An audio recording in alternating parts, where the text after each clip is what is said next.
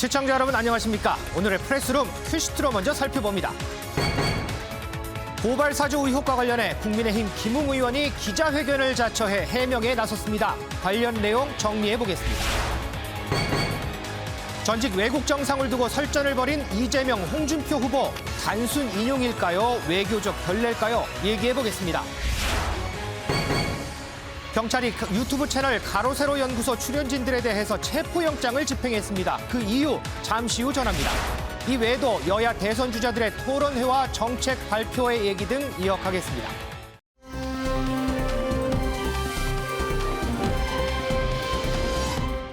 제가 방송 전에 밖을 봤는데 오랜만에 맑은 하늘이 드러난 것 같더군요. 자, 김다현 캐스터 날씨 전해주시죠. 네, 서울은 비가 그친 뒤 파란 하늘이 드러났습니다. 현재 서울의 기온은 25.5도 보이고 있는데요. 앞으로 28도까지 오르겠고 어제보다 7도가량 높겠습니다. 반면 동쪽 지역을 중심으로는 약하게 오락가락 비가 내리겠습니다. 앞으로 경북과 경남 동부에 5에서 20mm의 비가 예상되고 강원 영서남부와 강원 영동, 전북 동부는 5mm 미만으로 비의 양이 많지 않겠습니다. 경북과 경남 동부는 낮부터 밤사이 가끔 비가 내리겠습니다. 오늘 한낮 기온은 서울 28도, 대전 27도, 부산과 울산 28도까지 오르겠습니다. 낮과 밤의 기온차가 10도 이상 벌어져서 일교차가 크겠는데요. 외출하실 때 옷차림에 유의하셔야겠습니다. 당분간 비 소식 없이 일교차 큰 초가을 날씨가 이어지겠습니다. 지금까지 청계천에서 날씨 전해드렸습니다.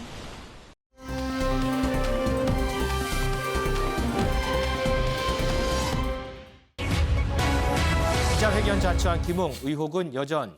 자, 지금 정치권을 강타하고 있는 이른바 고발 사주 의혹에 대해서 검찰로부터 고발장을 넘겨받았다라고 지목된 국민의힘 김웅 의원이 오늘 기자회견을 자처했습니다. 그리고 이 부분에 대해서 해명을 했습니다. 자, 이와 관련해서 좀 정리를 좀 해보겠습니다. 자, 먼저 김은미 기자. 네. 오늘 이제 김웅 의원이 오전에 기자회견을 했는데 이 기자회견의 요지는 뭐였어요?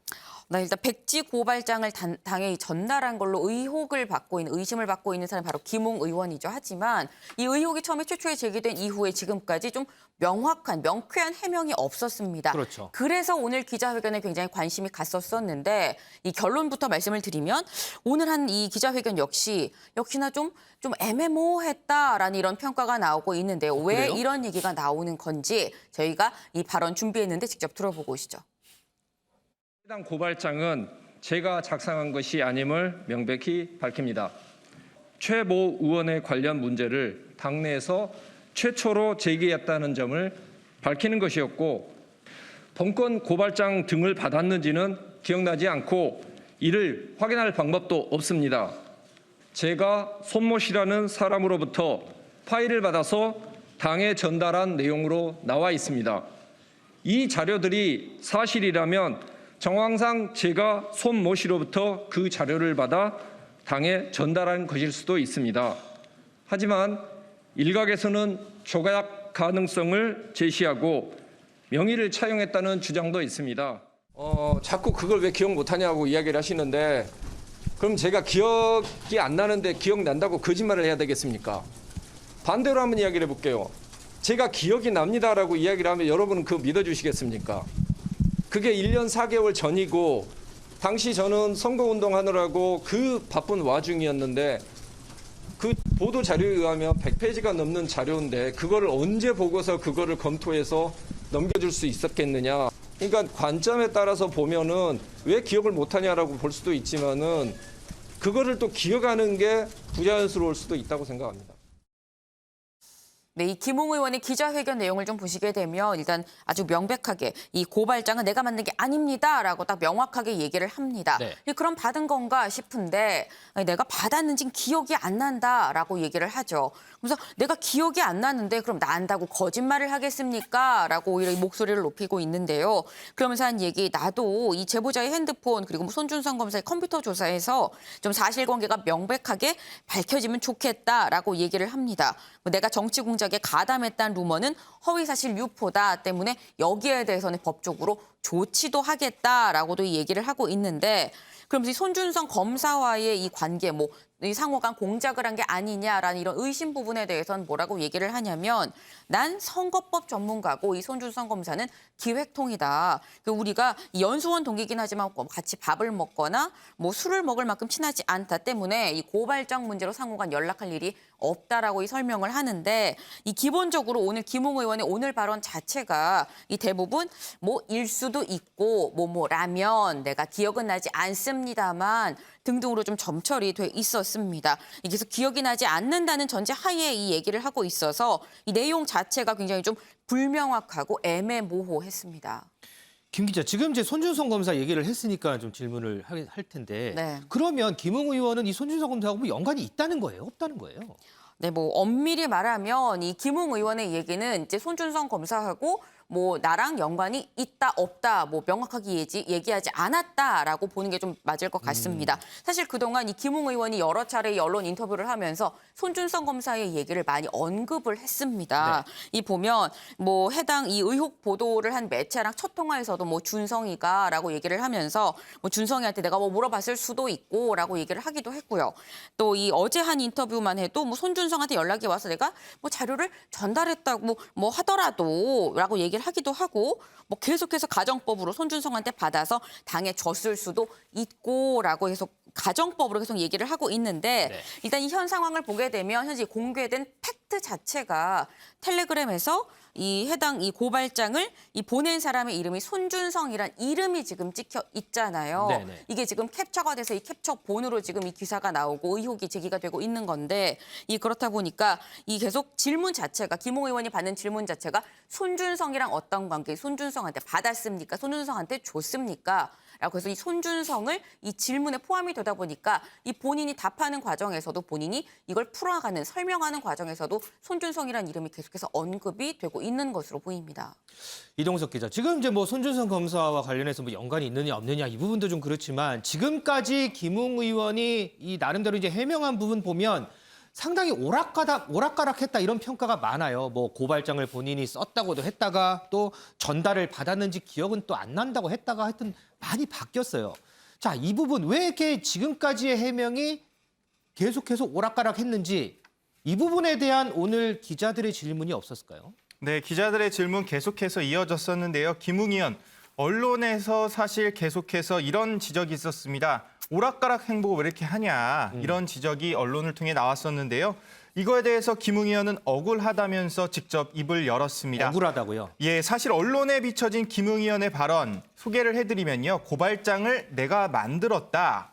전달받았는지 기억나지 않는다. 내가 쓴 초안과 다르다. 이런저런 말들이 나왔었는데요. 언론에선 이를 오락가락 행보를 보이고 있다면서 지적을 했었습니다. 이에 대해서 김웅 의원, 당시 언론과의 인터뷰는 고발장의 존재 자체를 인지하지 못한 상태에서 이뤄졌다. 실제 보도된 고발장은 나와 전혀 관련이 없다는 입장을 재확인했는데요. 그러면서 수기 메모로 당에 건네준 공직선거법 위반 관련 고발장 초안과 보도된 고발장 내용은 다르다. 이런 목소리를 내기도 했습니다. 배정호 교수님. 네. 글쎄요, 제가 좀 이해력이 떨어져서 그런지 모르겠는데 저는 오늘 오전에 김웅 의원 기자회견을 보고서 무슨 얘기인지 정리가 안 되더라고요. 혹시 배 교수님은 정리가 되세요? 제가 정리가 안 되죠. 왜냐하면 지금 계속해서 해명을 하고 있는 김웅 의원 자체가 정리가 안 되잖아요. 굉장히 머리가 좋으신 분 아니에요. 명문대 나오고 또 고시 패스하고 또 검찰에 임용까지 됐고 또 국회의원까지 당선됐는데 기억이 안 난다라고 얘기를 하고 있거든요. 구체적으로 메신저 오고 간 근거들이 다 있잖아요. 그럼에도 불구하고 기억이 안 난다? 손준성이라면은 검찰의 고위직이거든요. 대검에. 근데 그런 분하고 했던 내용들이 사실 자체가 있었는지 없었는지 여부도 기억이 잘 안 난다라고 얘기를 하고 있는 것은 결국 이제 본인이 법적 책임을 질 가능성이 있기 때문에 법적 책임을 모면하기 위한 것. 그리고 또 하나는 이게 이제 나중에 사실로 드러나면 정치적 파장도 일파만파 커지지 않겠습니까? 그래서 거기로부터 빠져나가기 위한 것인데 지금 이제 본인이 유승민 대통령 후보 캠프의 대변인직을 사퇴하겠다라고 밝혔어요. 근데 아무런 잘못이 없는데 왜 대변인직을 사퇴하겠다는 것인지도 상당히 의문이고요. 근데 저는 이제 오늘 김웅 의원의 기자회견에서 굉장히 눈여겨본 대목은 이 대목인데요. 손준성 당시의 대검의 수사정보정책관 그러니까 윤석열 당시 총장의 핵심 오른팔로 분류가 되는데 이분의 연관성은 계속해서 가능성을 열어두고 있어요. 그렇다면은 이 문제가 깨끗이 정리되기는 굉장히 어렵다. 만약에 앞으로 수사를 통해서 지금 이제 김웅 의원이 얘기한 이 부분 연관성이 사실로 드러나면은 일파만파 커지는 거죠. 지금 그리고 이제 뉴스버스에서 폭로한 보도의 핵심 골간이 이거 아니겠습니까? 윤석열 전 총장이 당시에 공경을 좀 피하기 위해서 자신의 오른팔인 손준성 대검 수사정보정책관을 통해서 김웅 의원에게 줘서 그리고 미래통합당이 고발시키도록 한다라는 거 아니겠습니까? 보도는 그렇죠. 근데 그 핵심 줄거리의 키맨이 김웅 그리고 손준성인데 손준성의 연루 가능성을 김웅 의원이 오늘 기자회견에서 열어놨다는 얘기는 다시 말하면 윤석열 전 총장의 개입 가능성을 열어놓은 것이기 때문에 이 문제는 앞으로 계속해서 전국의 핵폭탄으로 남아있을 것으로 전망이 됩니다.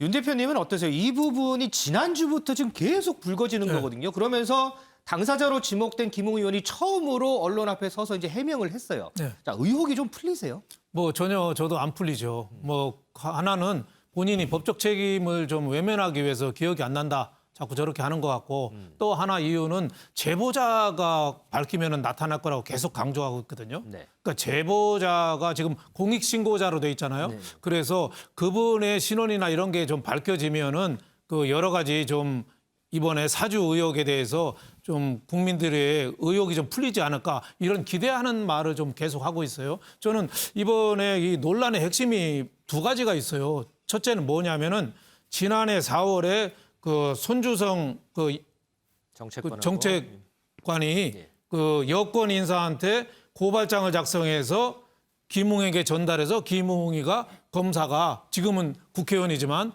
당시 이제 후보였죠. 그래서 미래통합당에 전달했느냐. 그게 하나 핵심이죠. 그게 하나. 또 하나는 윤석열 검찰총장 당시 총장이 그걸 사주했느냐. 이게 두 가지가 있잖아요. 근데 첫 번째 김웅 의원이 개입하고 그걸 전달했느냐. 이거에 대해서는 지금 다들 말이 좀 오락가락해요. 뭔가 좀 받은 거는 받은 것 같은데 기억이 없다고 하고 조작됐다고 하고 이렇게 해서 좀 이게 중구난방이라 이거는 좀 수사가 더 필요할 것 같고 윤석열 검찰총장이 사주했다. 여기에 대해서는 언론 보도도 그렇고 김웅 의원도 그렇고 좀 아직 좀 그건 좀 이 신뢰성이 좀 많이 떨어지는 거 아니냐. 김웅 의원은 윤석열 검찰총장 관여하지 않았다. 이렇게 얘기하고 뉴스버스라는 데서는 뭐라고 처음에부터 보도했냐면은 윤석열 검찰에서 했다. 이렇게 했거든요. 그렇죠. 윤석열이 했다고 안 했어요. 그렇죠. 네, 그러니까 몰랐을 리가 없다 이거죠. 윤석열 검찰총장의 측근인 손주성 그 정책관 그랬는데 그 당시 원래 그 정책관 자리는 윤석열 검찰총장이 임명한 사람은 김유철이라는 사람이었거든요. 근데 그 두 달 전에 추미애 장관이 윤석열 검찰총장을 거의 왕따시키면서 인사를 대폭했거든요. 그때 손준성이라는 사람이 2월 달에 왔어요. 그러니까 윤석열 검찰총장의 인사 측근이다. 이렇게 보기도 조금 어려운 점이 좀 있거든요. 그래서 아직까지 윤석열 검찰총장이 사주했다, 관여했다. 여기에 대해서는 아직까지 더 나온 거 없이 뉴스버스라는 데서 그 너무 좀 이 추측이 확신으로 돼서 좀 오버한 보도일 수도 있어서 이 부분은 더 좀 수사가 좀 진행돼야 된다. 윤석열 검찰총장 관여에 대해서. 하지만은 그 미래통합당에 전달한 거 이거에 대해서는 어느 정도 좀 지금도 어느 정도 나왔고 김웅 의원도 어느 정도 좀 관련성이 있는 것 같고 이거는 좀 수사에 따라서 좀 더 실체가 밝혀지지 않겠느냐 저는 이런 생각이 좀 들었습니다. 우리 프레스룸 논설위원들 논평도 그렇고요. 오늘 핵심 당사자의 기자회견이 있었음에도 불구하고 뭔가 좀 말끔하게 해소되지는 않는 것 같습니다. 그러면서 의문은 계속해서 남고 있죠. 자, 검찰이 김웅 의원에게 전달했다는 고소장 2건입니다. 그중에 하나가요. 바로 열린민주당 최강욱 대표와 관련된 내용인데요. 실제로 지난해 8월에 당시에 미래통합당이 이 최강욱 대표를 공직선거법 위반 혐의로 해서 고발을 하기도 했습니다. 자, 김은미 기자. 그런데 네. 그때 검찰이 김웅 의원에게 전달했다고 하는 고발장의 내용과 당시에 미래통합당이 최강욱 대표를 고발할 때 썼던 고발장 내용하고 상당히 좀 유사한 부분이 많다면서요. 네, 맞습니다. 사실 이게 시청자분들이 좀 헷갈리실 수 있는데 지금 논란이 되고 있는 이 총선 전 4월에 만들었던 이 고발장과 실제로 총선이 끝난 뒤에 8월에 제출이 됐었던 이 실제 고발이 이루어진 고발장, 이 두 개의 고발장이 상당히 좀 유사합니다. 이 얼마나 유사하냐면 이 무려 31줄이나 똑같다고 하는데요. 네. 예, 심지어 이 보시는 것처럼 실제 고발장에 지금 최강욱 의원의 이 주민등록 번호가 적혀 있는데 잘못된 번호입니다. 저희가 당당하게 보여드릴 수 있는 건 잘못된 번호이기 때문인 건데 이 잘못된 주민등록 번호조차 똑같이 지금 이 기재가 돼 있고요. 아, 68년생 3월 24일이 아닌가 보죠? 네, 아닙니다. 그래도 참고로 붙이는 이 판례 역시 똑같고 이 8월에 낸 고발장인 건데 이 해당 문제가 된 이 유튜브 방송의 이 조회수가 4월을 기준으로 해서 또 기재가 돼 있기도 하고요. 이 마찬가지로 4월에 이 만들어진 고발장에 적힌 똑같은 이 조회수가 이 적혀 있었습니다. 이 실제로 이 8월에 최강욱 의원에 대한 이 고발장을 이 써서 이 제출한 이 변호사가 얘기하기로 아니 당에서 초안을 받았다라고 이 얘기를 했는데요. 네. 이 8월에 제출한 이 고발 내용으로 최강욱 의원 1심에서 유죄를 받았습니다. 그리고 지금 현재 항소심이 진행 중인 건데 마침 오늘도 이 항소심 재판이 있었는데요. 이 피고발인인 최강욱 의원 이 법원에 들어가기 전에 법원에 들어가기에 앞서서 좀 한마디를 했다고 합니다. 이 뭐라고 얘기를 했는지 직접 들어보고 오시죠. 공작의 진실이 드러나고 있는 거를 중요하게 생각하고요. 여러분들도 다 속으신 거고 특히 법원을 속인 거기 때문에 그 부분 잘 말씀드리고 끝나고 또 말씀드리겠습니다. 네, 지금 이 최강욱 의원 공작의 진실이 드러나고 있다. 법원도 속았다라고 얘기를 하면서 이 터미네이터도 아니고 I will be back. 이 나올 때 또 다시 말씀을 상세하게 좀 드리겠다라고 얘기를 하고 있습니다. 상당히 좀 할 말이 많은 그런 심정인 것 같아요. 이 법원에서 나올 때 뭐라고 하는지도 저희 방송 중에 나오게 되면 바로 전해드릴 수 있도록 하겠습니다. 자, 그리고 또 하나의 관심사는요. 바로 이번 의혹을 언론사에 제보했던 제보자가 누구냐, 왜 제보를 한 거냐, 이 부분도 좀 관심이 쏠립니다. 이동석 기자. 자, 그런데 이 제보자요. 조금 전에 잠깐 언급도 나왔지만 지금 신분을 밝힐 수 없는 상황이 됐다면서요. 네, 맞습니다. 김웅 의원은 앞서 한 언론과 인터뷰에서요. 제보자가 누군지 안다. 그러면서 밝혀지는 순간 어떤 세력인지 알게 될 것이라면서 정치 배우설을 직접 언급하기도 했었는데요. 그러면서 국민의힘 캠프가 아닌 다른 곳에 들어가 있다. 직접적으로 폭로 가능성까지 열어둔 상태였습니다. 하지만 오늘 기자회견에선 공익제보자 신분이기 때문에 더 이상 말씀드릴 수 없다는 입장을 내놨는데요. 김웅 의원의 발언 저희가 준비해봤습니다. 함께 들어보시죠. 제가 그때 당시에 어떤 명함을 들고 다니고 있었는지 어떤 명함을 줬는지를 알고 있기 때문에 제보자 부분에 있었을 때는 제가 거의 좀 특정이 됩니다. 그래서 이 문건이 넘어갔고 안 넘어갔고를 떠나서 뉴스버스에 나와 있는 이 파일 자료를 봤었을 때는 이게 누군지는 특정이 될 수 있는 그런 사안입니다. 제 핸드폰에도 기본 부장검사라고 저장이 돼 있는데 어떻게 그걸 특정하실 수 있는 건지. 그 당시에 자료를 줄 수 있을 만한 사람이 한 두세 분밖에 없습니다. 그러면 그분들을 제가 처음 만났던 시기들이 각각 다 다르지 않겠습니까? 근데 제가 법무연수원 그 명함을 들고 다녔었을 때 만났던 분은 한 분밖에 없습니다. 특정하시는 그 제보자라는 분이 예. 특정 캠프 소속이라고도 말씀하신 걸로 알고 있는데요. 공익제보자 신분이기 때문에 제가 더 이상은 말씀을 드릴 수 없지만 나중에 밝혀지면은 제 이야기의 진위도 확인이 저절로 될 거라고 알고 있습니다. 예, 누군가는 특정할 수 있지만 직접적인 특정인의 이름은 밝히지 않았는데요. 김웅 의원은 나중에 밝혀지면 진위도 확인이 저절로 될 거다. 그러면서 공개 자체의 언급을 꺼리는 모습을 보이기도 했습니다. 배 교수님, 이 지금 제보자가요. 이제 공익 제보자 신분이 됐잖아요. 자, 국민권익위가 아니고 대검에다가 공익신고 요청서를 제출했어요. 자, 그리고 대검은 공익신고자 요건이 충족된다고 인정을 했어요. 자, 이거는 뭘 의미를 하는 걸까요? 자, 이 제보자가 공익신고자의 요건을 충족을 한다라고 대검이 인정을 했다. 이거는 뭘 의미할까요? 저는 이제 세 가지로 좀 정리가 되는데요. 첫 번째로는 이 사건이 공익적인 사건이다라고 대검이 판단을 한 거라고 봅니다. 왜냐하면 지금까지 밝혀진 의혹만 가지고 본다면은 총선 직전에 선거에 영향력을 행사하기 위해서 고발장을 써줬다라는 것 아니겠습니까? 네. 따라서 이게 만약에 사실로 드러난다면은 엄청난 이제 공익을 해치는 민주주의의 근간을 흔드는 그런 중대 범죄이기 때문에 대검에서 공익 범죄로 판단한 것 같아요. 그리고 아시겠지만 이제 검찰이 직접 수사를 할 수 있는 범죄는 6대 범죄로 한정이 돼 있습니다. 그렇죠. 그중에 이제 선거 사범 같은 경우는 검찰이 직접 수사를 할 수 있기 때문에 네. 이것과 관련해서 이제 검찰이 앞으로 직접 수사를 할 수 있고요. 플러스 이 범죄에 만약에 검찰 조직, 당시에 검찰총장 내지는 수사정보정책관이 연루가 돼 있다면은 검찰 조직이 범죄에 연루된 것이기 때문에 굉장히 중대한 범죄가 아니겠습니까? 따라서 이제 공익범죄라고 판단한 것 같고요. 그리고 두 번째로는 구체적인 근거 그리고 물증이 확보됐다라고 판단한 것 같아요. 그게 무슨 얘기냐면 지금 공익제보자하고 김웅현 의원하고 서로 계속해서 통화하고 또 메시지를 주고받았다는 것 아니겠습니까?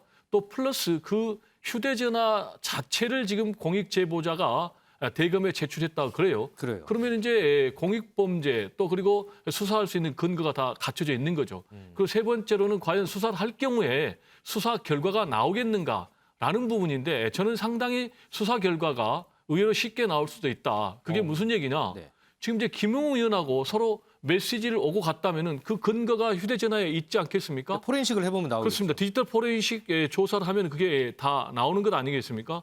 그런데 가장 또 중요한 대목이 과연 이 김웅 의원에게 메시지를 보낸 손준성 보냄이라는 그 문자를 보낸 당사자가 과연 텔레그램으로 손준성인가 아닌가 이 부분도 디지털 포렌식 조사를 하면 저는 밝혀질 것 같아요. 다만 이게 이제 1년 5개월 전의 사건이라고 그럽니다. 그렇죠. 따라서 1년 5개월이나 지났는데 지금 이제 디지털 포렌식 조사를 할 경우에 복원시킬 수 있을 것인지 라는 이제 대목이 상당히 좀 남아있는 숙제고요.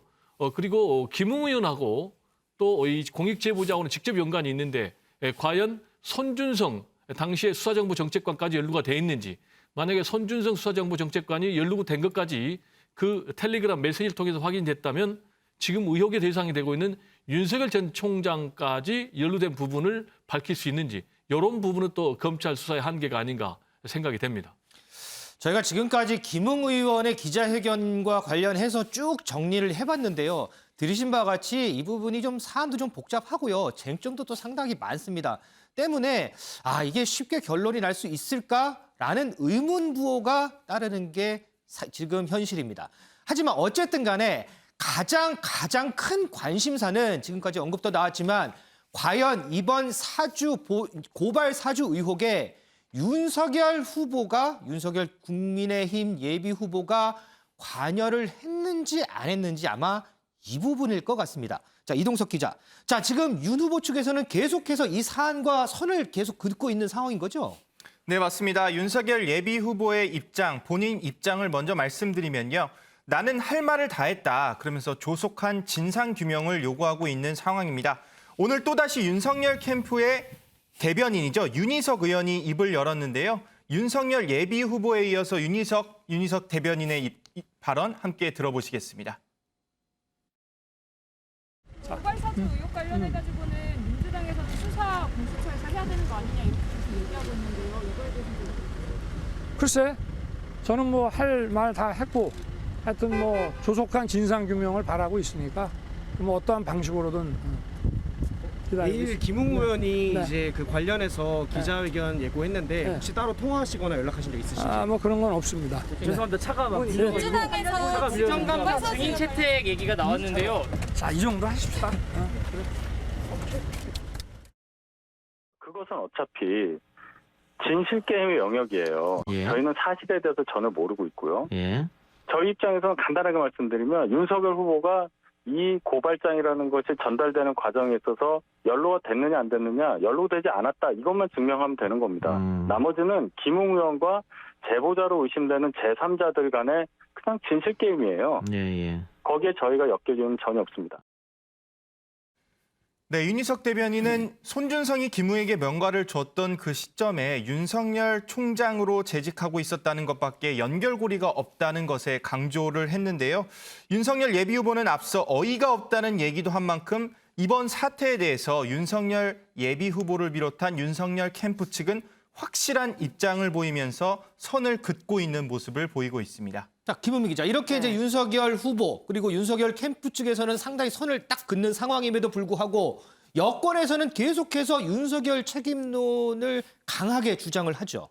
네, 맞습니다. 일단 박범계 법무부 장관, 사실 국민의힘에서는 민주당 소속 법무부 장관이다라고 얘기를 하면서 이 민주당이랑 한통속이다라고 굉장히 비판을 하고 있는데 이 박범계 법무부 장관 어제 예결위에서 이 고발 사주 의혹에 대해서 이렇게 얘기를 했습니다. 직접 들어보시죠. 이 4월 3일자 고발장은 피해자가 윤석열 전 검찰총장 그리고 그 부인 그리고 한모 검사장으로 되어 있습니다. 이 고발장에 따른 고발이 된다면 그 부분에 대한 수혜자가 윤석열 전 검찰총장과 한 검사장이 될 가능성이 높다고 보여집니다. 네, 지금 들어보시면 이 박범계 법무부 장관 이 지난 4월에 작성됐다는 이 고발장이 만약에 실제로 이 검찰에 제출이 됐다고 한다면 고발이 됐다고 한다면 최대 수혜자는 윤석열 그리고 이제 한동훈이 될 가능성이 크다라고 이 얘기를 했습니다. 민주당 여기에 보태서 이 손준성 검사는 물론이고 이 윤석열 후보를 국정감사 증인으로도 좀 채택을 해야 된다라고 이 얘기를 하고 있는데 국감 증인으로요. 네, 사실 당 입장 외에 뭐 지금 경선 치르고 있는 뭐 대선 주자들 이 같은 민주당이라고 해도 서로 경쟁자이기 때문에 사실 개인 플레이를 하기 마련인 건데 이재명 후보랑 김두관 후보 이번 사안에 대해서는 우리 경선 후보들이 일제히 한 목소리를 낼 필요가 있다라면서 힘을 합치자라고 얘기를 했습니다. 특히나 이동석 기자, 어제도 우리가 잠깐 언급했지만 이해찬 전 대표도 지금 이 사안에 나섰고요. 그리고 지금 윤석열 후보하고 뭐 어떻게 소위 얘기하는 이제 대척점에 있다고 하는 추미애 전 장관 목소리도 상당히 커요. 네, 추미애 예비 후보 먼저 윤석열 캠프를 향해서 정치 공작이라는 망상에 대해서요. 더 이상 후한무치 끝판왕이 되지 말라 이러면서 불만 섞인 목소리를 전했습니다. 그러면서 나는 손준성과 아무런 친분이 없다면서 핸드폰 비밀번호 공개까지 해서 핸드폰 내역을 공개하겠다고 선언까지 했는데요. 또 추미애 예비 후보는 윤석열 예비 후보가 제2차 추윤 갈등을 만들고 있다, 시도하고 있다고 평가를 하기도 했습니다. 민주당의 이 같은 총공세, 대선 예비 후보까지 나서서 이렇게 총공세를 펼치고 있는데요. 이해찬 전 대표의 발언과 무관치 않아 보입니다. 이해찬 전 대표는 앞서 검찰이 공작을 하고 있다는 제보를 받았다며 이번 사태를 국가 문란 행위로 봐야 한다고 강조한 바 있는데요. 이해찬 전 대표의 발언도 저희가 준비해봤습니다. 함께 들어보시죠.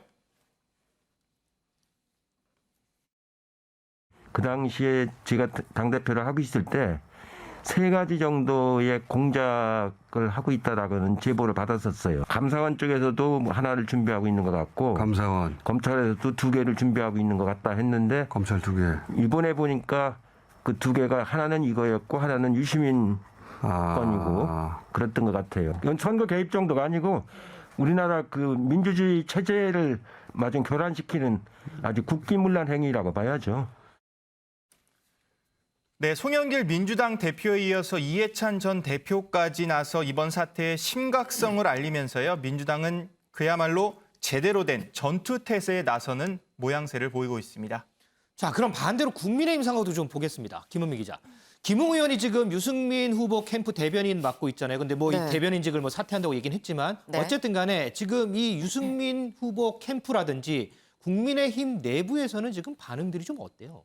네, 일단 뭐 김웅 의원은 물론이고 이 국민의힘의 지도부한테도 지금 비판의 목소리가 내부에서도 나오고 있습니다. 이 내부의 목소리 바로 김태흠 의원인 건데요. 이 김태흠 의원, 김웅 의원의 모호한 처신이 이 오히려 여권에 먹잇감을 제공했다라고 얘기하면서 엄청난 해당 행위라고 비판을 했습니다. 네. 그러면서 이걸 방관하는 지도부 역시 이 본인 역할을 방기하고 있다라고 지금 얘기를 했는데 당 안에서 이런 비판이 나온다면 당 밖에서 역시 비판이 있겠죠. 이 국민의당 권은희 원내대표, 이준석 대표가 지금 강 건너 불구경을 하고 있다라고 지금 비판을 했는데 이 현재 김웅 의원이 당내에서 좀 혼자인 듯한 그런 모습입니다.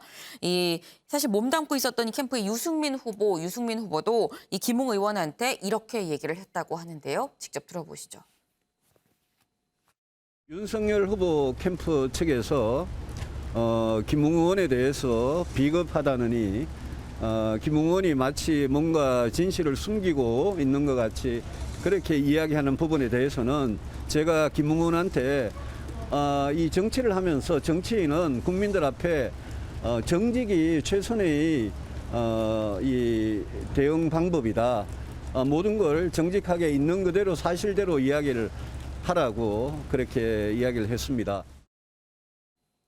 네, 이 유승민 후보 김웅 의원한테 정직하게 모든 걸 얘기해라라고 조언을 했다라고 하는데 사실 뭐 지금 상황에서 이런 말밖에 해줄 수 없을 것 같기도 합니다만 어쨌든 이 김웅 의원 이번 사안에 있어서 철저하게 좀 혼자인 듯한 그런 모습입니다. 당 입장에선 이번 사안이 당내 분란으로 가는 것에 대해서 좀 우려하는 듯한 이런 모습도 있는데 이 앞서 보신 유승민 후보 이 당 내에서 다른 얘기가 나오는 것에 대해서 굉장히 우려하고 있다라고 얘기를 하기도 했고요. 이 원희룡 후보는 사실관계를 앞질러 가서 정치적으로 내부 공격을 하는 건 이 원팀 정신을 해치는 거다라고 이 비판을 하기도 했습니다. 윤 대표님, 지금 이번 사안에 대해서 지금 이해찬 전 대표도 등판을 하고요. 또 국민의힘 내부에서는 또 지도부가 무책임하다 이런 비판도 나오고요. 네. 자, 이번 사안이 뭐 이런 유불리라든지 뭐 이런 뭐 진실게임이라든지 이런 건 놔두고 지금 정치권의 여야 상황은 지금 어떻게 정리를 좀 할 수 있을까요? 여당은 일사불란, 야당은 중구난방. 네. 여당은 법무부 장관, 박범계 장관도 나서고 추미애 대통령 후보도 나서고 전직 대표 이해찬 대표까지 지금 나섰잖아요. 네네. 이거 크게 윤석열 이거 수사해서 하여튼 사퇴시켜야 된다 이런 분위기잖아요. 네. 공익제보자도 굉장히 빨리 지정이 됐잖아요. 네네. 대검에 원래 공익제보자 그렇게 빨리 안 됩니다. 네. 그리고 감찰도 한동수 감찰부장인데 윤석열 인사잖아요. 뭐 그럼 다소의 정치적인 그 소지가 나올 정도로 어떻게 보면 여당을 일사불란하게 윤석열 이 사주한 거를 판을 키우고 있어요. 네. 왜 그렇겠어요? 이 대권 후보 내년 선거 있으니까 유리한 국면을 차지하고 민주당 단결을 해서 하는 거죠. 근데 국민의힘은 단결이 있나요? 각자 뿔뿔이 소 닭 보듯이 하는 것 같아요. 네. 아니 윤석열 사주 의혹에 대해서 진상 밝혀라 이 얘기는 얼마든지 할 수 있는데 홍준표 의원 같은 경우는 사퇴하라고 그랬잖아요. 네. 유승민 의원은 사과하라고 하고 각자 다 달라요. 그러니까 제가 보기에는 진상조사에 대해서는 분명하게 그건 목소리를 함께 해야죠. 근데 억울한 부분도 있고 좀 과대하게 비난받는 부분도 있잖아요. 그런 부분은 당 대표나 당 중진들이나 최고위원회에서 보호할 건 보호하고 또 이실직고할 건 하고 수사가 올바로 가도록 이렇게 방향을 틀어줘야 되는데 각자 내분이 일어나서 자기 좋은 쪽으로만 아전인수격으로 해석하고 있어요. 저는 국민의힘이 저런 정신 상태로 내년 정권 교체할 수 있을까요? 정권 교체에 대한 여론은 굉장히 높은데 국민의힘의 저런 움직임, 저런 태도를 봐서는 저는 굉장히 좀 어렵다고 봐서 국민의힘은 이번 윤석열 사주 무조건 저는 윤석열을 보호하라는 얘기는 아니에요. 진상을 좀 밝힐 수 있게 또 같은 당 소속으로서 같이 손잡고 뭔가를 해낼 수 있어야 되는데 여당이 너무 질주하는 거 법무부 장관이 개별 사건을 지금 지휘하는 듯한 모습은 얼마든지 비난할 수 있잖아요. 국정감사도 있을 수 있고 거기에 대해서 아무 얘기도 안 하고 저렇게 4분 오열된 거 저는 국민의힘을 굉장히 비난하고 싶습니다. 자, 이 당면한 사안에 대해서 여야의 대응 방식도 상당히 좀 차이가 있다라는 그런 논평이었습니다. 자, 지금요 한편에서는 여권의 지지율 1위를 달리는 이재명 지사에 대해서도 검찰 이슈가 불거지는 모양새입니다. 이 부분도 좀 짚어보죠. 자, 김은미 기자. 네. 이 뒤에 이제 표가 뭐 좀 있긴 한데 지금 하나 의혹이 불거진 게 검찰이 한 피해자를 이제 조사하는데 그 과정에서 이재명 지사에 대한 비리를 제보를 요구하면서 압박을 했다 이런 의혹이 있어요. 네. 자, 이건 뭔지 좀 설명을 좀 해주세요.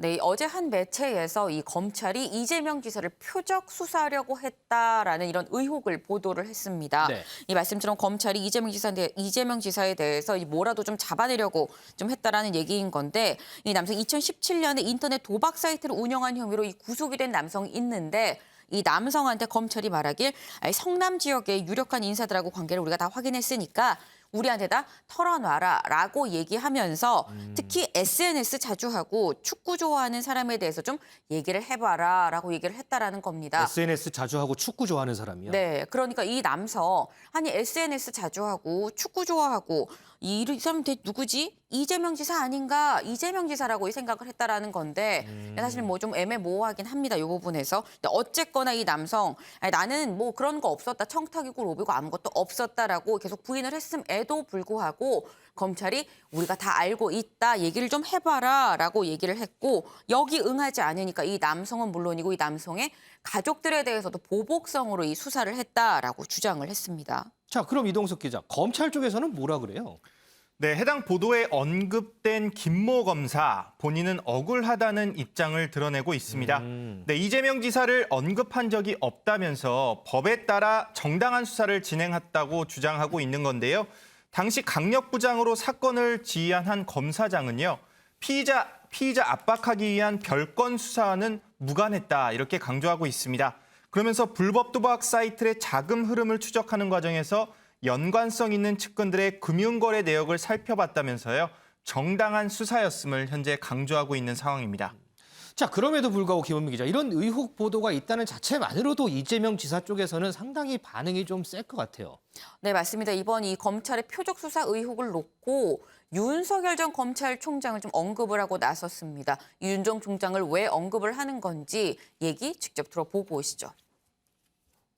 결국에는 검찰의 표적 수사, 먼지털이식 수사에다가 뭐 이 정도 된다라고 한다면 저는 권력을 남용한 사람 사냥이 아닌가라는 그런 생각이 들 정도인데요. 아무래도 이제 이재명 그 후보가 과거에 시민 운동할 때부터 권력감시 운동을 했었거든요. 그래서 검찰과 경찰 그리고 뭐 여야 가릴 것 없이 토착 비리와 싸우는 그런 행보를 보였었기 때문에 그때부터 좀 척을 진 것이 아닌가 이렇게 좀 보고 있습니다. 그 성남 FC의 대표라고 하는 사람이 기부하고 후원을 했기 때문에 시장으로서 그 후원금 딱 이렇게 뭐 표를 들고 이거 하나 사진 한 장 찍은 게 전부이고 이재명 지사는 이거에 대해서 이 사람 이름도 모르는 상황이었고 윤석열 전 총장과 그리고 3차장 검사를 맡고 있었던 한동훈 검사가 저는 왜 이 표적 수사를 했는지 분명하게 의혹을 밝혀야 된다고 생각이 되는데요. 네, 이재명 캠프의 지금 수행 실장을 맡고 있는 김남국 의원의 얘기였었는데 이 윤석열 전 총장을 언급한 이유, 이 수사가 이 서울지검 강력부에서 이루어졌었고 이 당시 서울중앙지검장이 윤석열 전 총장 아니었냐. 그리고 당시 서울중앙지검의 3차장이 한동훈 검사였었다. 때문에 이 지휘부였던 두 사람이 표적 수사를 왜 했는지 밝혀야 된다라고 얘기를 하고 있는데요. 이 민주당 여기서 더 나아가서 이 윤석열 전 총장의 이 앞서 저희가 언급을 했었던 고발 사주 의혹도 같이 얘기를 하고 있습니다. 이 고발 사주 의혹이랑 표적 수사 의혹 이건 별건이 아니다. 결국 정치 검찰의 같은 모습 아니냐라고 맹공을 펼치고 있습니다. 조금 전에 이제 김남국 의원 발언 들을 때 이 성남FC라는 단어가 나와요. 그러고 보니까 지금 이재명 지사가 이 프로축구단 성남FC 관련해서 고발된 건이 있지 않아요, 이동석 기자? 네, 그렇습니다. 2018년 6월이었습니다. 바른미래당이었죠. 당시 이재명 성남시장을 고발하기까지 했는데요. 성남FC와 관련해 여러 기업에게 광고비 등으로 강요한 혐의로 고발을 한 겁니다. 또 친형의 강제 입원 사건 등도 함께 고발을 했는데요. 이에 대해서 경찰은 뇌물죄가 되는지 면밀히 수사했지만 증거를 찾지 못했다면서 고발 3년 3개월 만에 혐의 없음으로 결론을 지었습니다. 이에 대해서 이재명 지사는 한껏 들뜬 모습을 보였는데요. 무차별 고발에 따라 경찰이 수사한 결과 무혐의로 종결됐다. 당내 고발 관계자들에게 당의 품위를 손상시킨 책임을 물을 것을 강조하기도 했습니다. 배 교수님, 앞서 우리가 얘기 나눴던 이제 고발 사주 의혹도 그렇고요. 지금 이재명 지사 관련 이런 의혹 보도도 그렇고요. 지금 어쨌든 대선 국면, 각 여야 이제 경선 국면인데 검찰이 자주 등장하는 것 같아요. 굉장히 좋지 않은 그런 사건들이죠. 아시겠지만 이제 우리나라 같은 경우는 이제 검찰의 흑역사 때문에 온 국민들이 고통받았던 그런 시절들이 많이 있었지 않습니까? 그러다 보니까 이제 문재인 정부 들어와서 검찰 개혁이 제1의 시대적 과제였지 않습니까? 그래서 심지어는 검수 완박까지도 추진해야 된다라는 목소리가 여권에서 강력하게 나왔는데 최근에 일련의 사태를 보면은 검찰권이 너무 남용되는 건 아닌가. 무리하게 죄인을 또 만들려는 그런 시도들 내지는 또 표적 수사 내지는 또 정치 검찰의 사건들이 아닌가라는 생각이 좀 들어서 우려가 됩니다. 지금 이제 계속해서 문제가 되고 있는 윤석열 전 검찰총장 측의 고발 사주도 대표적인 정치 검찰의 의혹 내지는 이제 검찰권 사유화 의혹이 드는 그런 사건 아니겠습니까? 이것이 이제 만약에 진위가 나중에 밝혀지면은 명쾌하겠지만은 이런 사실 자체, 의혹 자체가 사실은 검찰의 신뢰가 그만큼 땅에 떨어졌다는 것을 반증하는 것이고요. 의혹 자체만으로도. 그렇습니다. 그리고 이제 검찰 조직의 신뢰에 금이 가게 하는 그런 사건들이기 때문에요. 굉장히 좋지 않고 또 지금 이재명 지사에 대해서 성남 FC 앵커께서 말씀하신 그 사건에 대해서 뭐 기업들로부터 사실상 뇌물을 받았다라는 고발과 관련해서 검찰이 3년 3개월이나 수사를 했는데 결론은 무혐의로 정리가 됐지 않습니까? 그렇다면은 사실상 여권의 대선 강력한 주자인 이재명을 겨냥한 표적 수사 아니었냐라는 또 그런 비난을 또 받을 소지도 있어요. 아시겠지만 여권에서는 최근까지 이재명 지사를 굉장히 공격했고 지금 또 더구나 인터넷 도박 중개업자 관련해서 이재명 지사의 비리를 폭로하라라는 그런 이제 논란까지 있기 때문에 이걸 계기로 해서 검찰이 좀 뼈를 깎는 자성의 노력을 해야 될 것 같고요. 상명하복의 어떤 그 조직의 노예가 되면 안 되고 검사 한 명 한 명이 스스로의 명예 그리고 또 검찰의 명예를 위해서 우리는 조직의 노예가 아니고 국민의 공복이다라는 그런 자세를 늘 견지했으면 좋겠습니다. 검찰 자체도 이 대선 국면에서 좀 이렇게 언급되는 걸 조금 더 줄이면 좋지 않을까 뭐 이런 생각도 하기도 할 것 같습니다.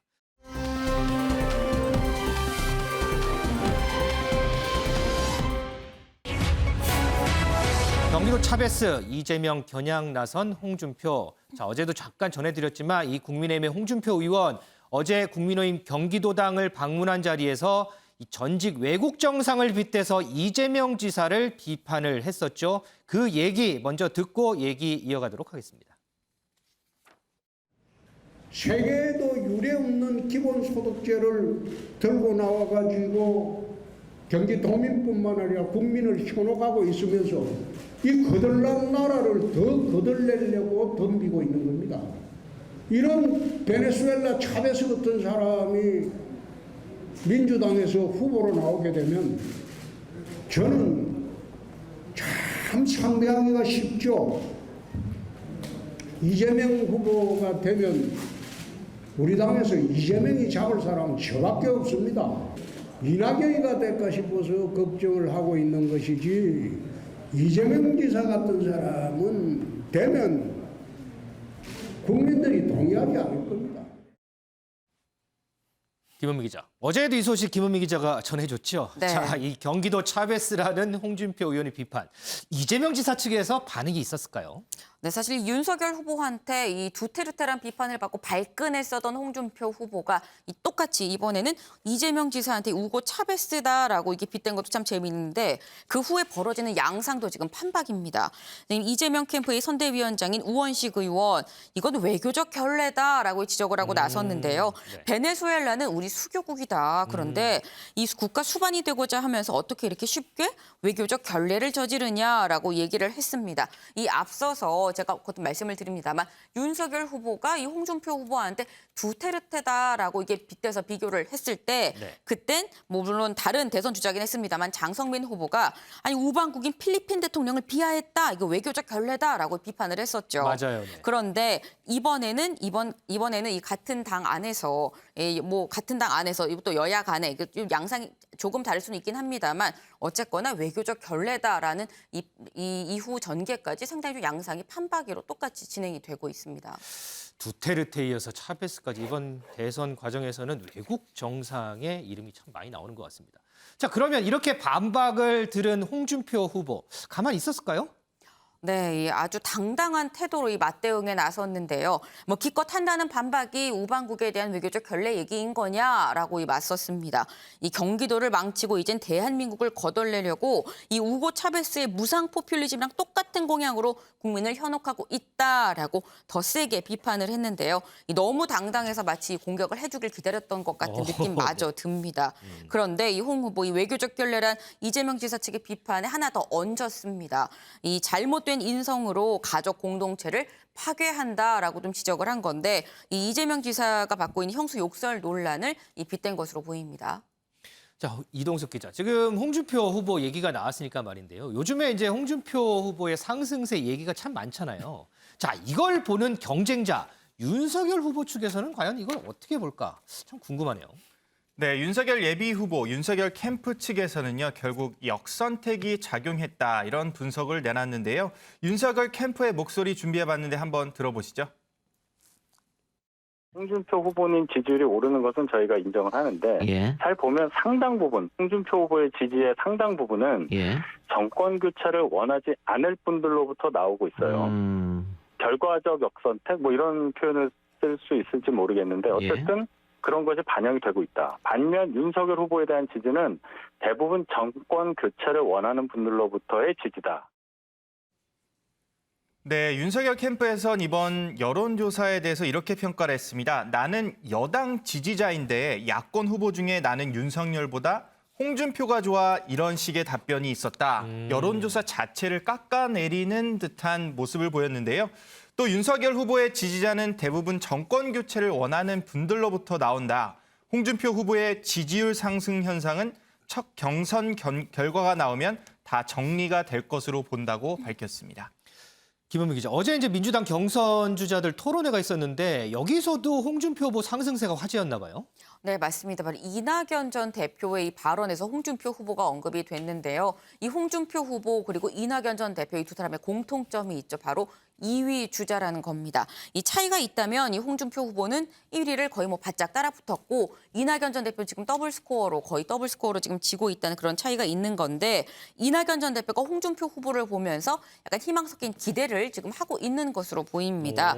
이 어제 민주당 대선 주자 토론회에서 이 국민의힘 봐라 이 윤석열이 추락하고 홍준표가 올라가는 거 보면 이 흠 없고 당당한 후보여야 본선 경쟁력을 갖출 수 있다는 이 유권자들의 판단 아니겠느냐라고 얘기를 한 건데 그러면서 내가 바로 흠이 없고 당당한 후보자다라고 얘기를 했습니다. 이 발언 사실 뭐 윤석열은 흠 있는 후보다 여기에 더해서 이재명 역시 흠 있는 후보다라고 지금 이 한꺼번에 두 명을 끌어내린 건데 이낙연 후보 어제 분명히 이 네거티브는 더 이상 하지 않겠다라고 얘기를 했었는데 유권자들 이 발언 네거티브로 판단할지 안 할지 직접 판단을 하겠죠.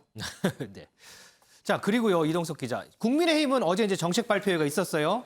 지난달이죠. 첫 번째 정책 발표를 한번 했었는데 그때 이제 홍준표 후보가 초등학교 학예 같았다 이런 혹평을 내놨었어요. 혹시 어제 정책 발표회는 어땠어요?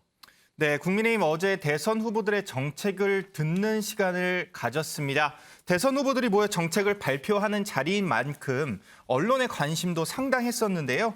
그런데 어찌된 일인지 후보자들은 꾸벅꾸벅 저렇게 조는 모습을 보였고요. 졸아요? 네, 행사가 시작된 지 30분 만에 자리를 뜨는 후보의 모습도 보였습니다. 질의응답조차 형식적인 수준에 그쳤다는 비판의 목소리가 나왔는데요. 유승민 예비후보는 선거관리위원회가 왜 이렇게 유치한 결정을 하는지 모르겠다면서 불만스러운 목소리를 전하기도 했습니다. 토론회가 아니라고 후보들끼리 검증할 방법도 없다. 즉 재미가 없었다고 이렇게 말한 건데요. 하지만 이걸 역으로 활용한 후보도 있었습니다. 바로 안상수 예비 후보였는데요. 지휘봉을 잡고 연단에 올라서 이렇게 지휘하는 모습도 시선을 끌기도 했습니다. 대선 예비 후보들의 토론 요구는 앞으로도 계속될 것으로 보이는데요. 네, 지휘봉을 잡은 모습이 굉장히 현란한데요. 저런 걸 이미 준비했던 것으로 보입니다. 국민의힘 관계자는요, 향후 토론회 일정도 마련돼 있다. 선관 입장에선 정책 설명이 우선이라고 생각하는 것 같다는 의견을 내비치기도 했습니다. 윤 대표님, 어제 이제 민주당 토론회도 그렇고 국민의힘 정책 발표회도 그렇고요. 지금 이제 여야 경선 국면이잖아요. 이 국면에서 가장 주목을 받고 떠야 되는 게 이런 행사들인데 관심을 많이 못 받는 것 같아요. 왜 그런가요? 그러니까 뭐 국민의힘, 그 민주당은 그동안에 비슷하게 자꾸 토론회가 진행되다 보니까 국민들이부터 좀 식상하죠. 질문 답이 뻔해요. 다. 저도 다 알 것 같아요. 그러니까 시청률이 떨어지는 거고 국민의힘은 애당초 토론회라고 하지도 않고 그냥 정견 발표회 비슷한 거잖아요. 그렇죠. 근데 학회라고 어느 의원이 그랬는데 저는 학회도 아니고 봉숭아학당 같아요. 아이고. 봉숭아학당 보면은 다 각자 자기 일 하잖아요. 예, 발표하는 사람하고 조는 사람 졸고 또 홍준표 의원 같은 사람 먼저 가버렸더라고요. 지난번에 1차 정견 발표에도 자기 발표하고 가버렸거든요. 그렇죠. 이번에 또 그랬어요. 그래서 저는 숫자가 많아서 토론회를 제대로 못한 거는 좀 이해를 해주고 싶어요. 이제 앞으로는 잘 하겠죠. 한데 당 후보, 대통령 후보가 될 정도면은 그래도 각오도 있고 포부도 있고 정권 교체를 꼭 이루겠다는 절치부심, 와신상담 이런 자세가 있어야 되는데 자기 것만 하고 다들 딴 거 해요. 그러니까 능력이 부족한 건 우리가 용서할 수 있는데 지금 태도가 안 된 거죠. 태도가.